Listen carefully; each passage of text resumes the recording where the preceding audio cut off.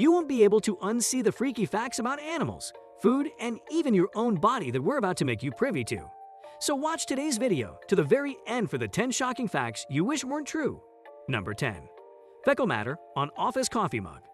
You might be getting a little more than you bargained for when you drink your morning coffee at work.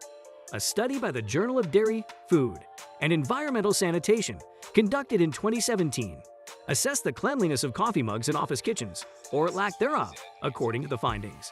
The study found that a whopping 90% of the mugs tested contained some type of bacteria, and 20% of them actually had fecal matter on them.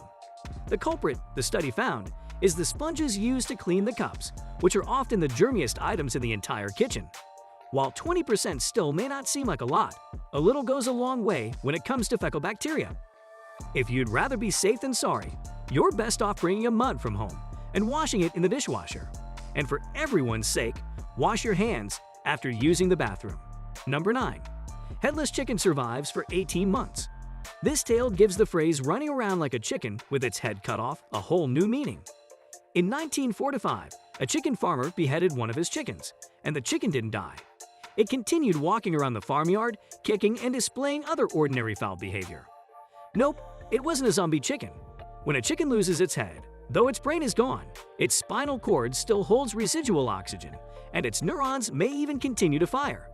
In the case of Mike the Headless Chicken, as he was eventually known, this process just lasted unnaturally long.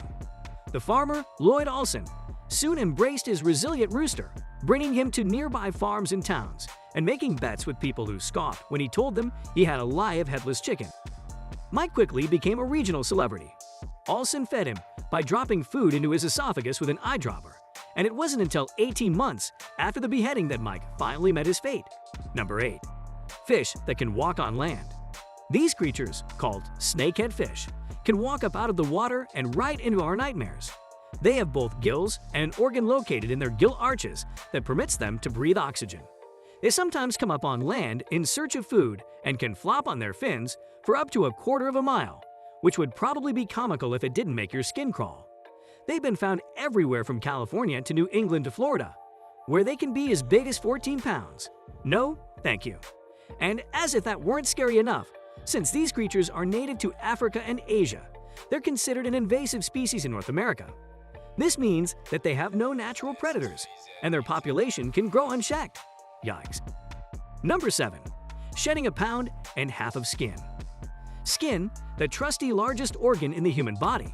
You might already be aware that you shed the stuff, and that much of the dust you see around your home is composed of dead skin cells. But you may not know just how much skin you lose. You shed skin nearly constantly, and your entire epidermis completely regenerates approximately every 27 days.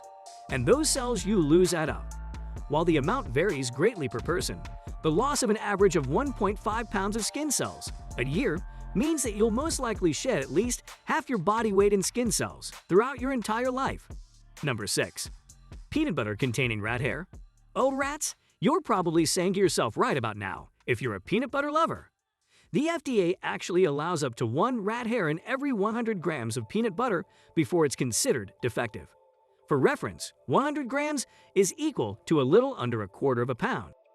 The reason bits of rats could be in your jar of Jif in the first place, it's because it's so hard to spot and remove them during the difficult, unglamorous process of peanut harvesting.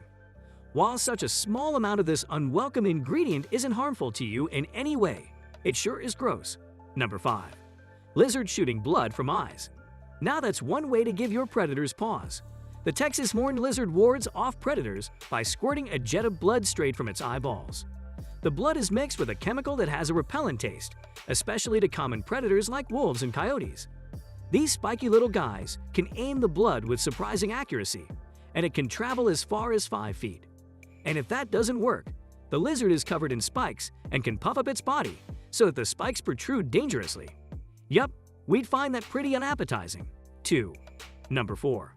Albert Einstein brain on display in museum. If you visit the Mutter Museum in Philadelphia, Pennsylvania, you can see one of the world's greatest minds on display. Literally. After Albert Einstein died in 1955, the pathologist on duty at the hospital removed his brain without permission from his family, an act which remains a subject of controversy to this day. Einstein's oldest son eventually gave him permission, on the condition that the brain was used only for scientific study. The pathologists sent slides containing Einstein's brain matter to neuropathologists around the country, hoping that one might unlock the secret to Einstein's genius. In 2011, a neuropathologist named Lucy Work-Adams donated one box of the slides to the Mutter Museum. The slides are still on display in the museum today. Number 3. Horses can't vomit. You'll never see a pony puke, even though nearly every other animal with a spinal column can. There are all sorts of anatomical reasons for this unusual difference. Horses have much stronger esophagus muscles than most species. Their esophagus connects with their stomachs at a much lower angle than in other animals, and their stomachs aren't surrounded by abdominal muscles, which contract to make vomiting possible. What we don't know, though, is why this vomit-proof anatomy is necessary and why it's unique to horses. One theory suggests that because of the way a horse's organs move when it runs, it evolved to better keep down its food than its fellow creatures. Number 2. Real human remains on park ride. Sure, Disney, we know you want your rides to be an immersive experience, but this seems a little extreme. Before the Pirates ride, the last to be supervised by Walt Disney himself, debuted in the 1960s, the designers were unhappy with the unrealistic-looking fake skeletons, so they sought out some real ones. But don't start jumping to any super morbid conclusions. They obtained them from the anatomy laboratories at UCLA Medical Center. After a few years had passed and technology had improved, they swapped out the real bones for fake ones and returned them to their countries of origin for burial. A pretty widespread theory, though, suggests that at least one of the props on the ride today is still genuine.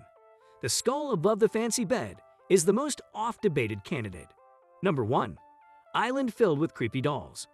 Like It's a Small World's twisted, otherworldly relative, like Isla de las Muñecas is sure to give even the most fervent doll lovers the heebie-jeebies. Located on a lake near Mexico City, the island is considered one of the world's most haunted places, and it takes only one look at its inhabitants to see why. According to the legend, a man named Don Julian Santana was the caretaker of the island.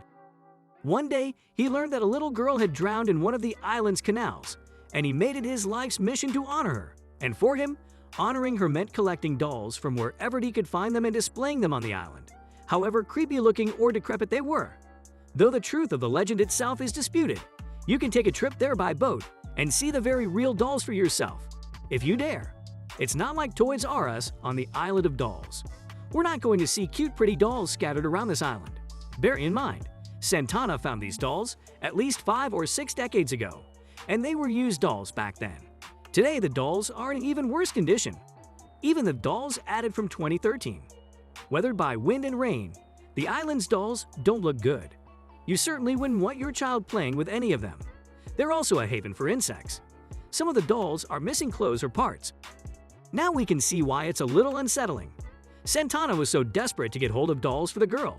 He even started trading his own homegrown fruits and vegetables for them later in life. It wasn't easy for him to find so many dolls. He also didn't leave the island often, so the opportunities of collecting dolls came rarely. There's only so many to find in trashed heaps and a canal. That's why the island now looks practically like a museum for dolls, and we guess in many ways that's what it is. It's a shrine for the little girl and now for Bera, who started the whole tradition of doll collecting. With that, we come to the end of this video. Consider subscribing to join in again next time for more of such interesting content.